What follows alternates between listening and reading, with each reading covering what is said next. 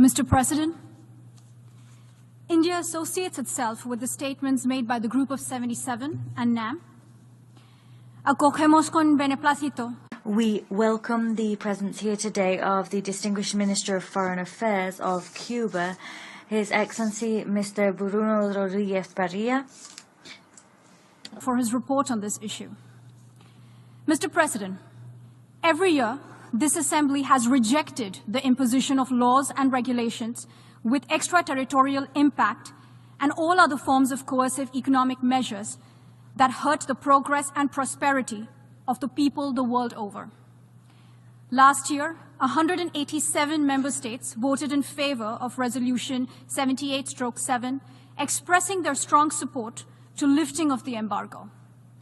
The General Assembly has also called upon all states to refrain from promulgating and applying and to repeal and invalidate laws and measures that have extraterritorial effects affecting the sovereignty of other states, in conformity with their obligations under the UN Charter and international law.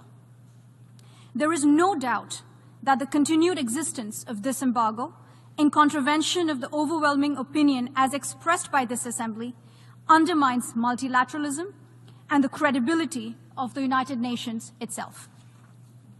Mr. President, as the world's largest democracy with abiding faith in multilateralism, India stands in solidarity with this Assembly in its unambiguous rejection of domestic laws having extraterritorial impact.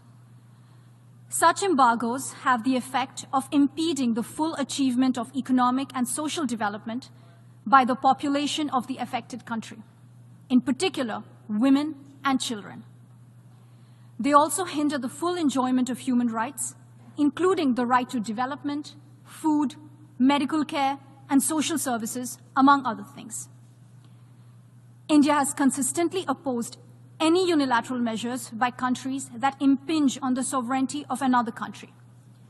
As in the 2030 Agenda for Sustainable Development, the recently adopted Pact for the Future has also strongly urged states to refrain from promulgating and applying unilateral economic measures not in accordance with international law and the Charter of the United Nations that impede the full achievement of economic and social development, particularly in developing countries.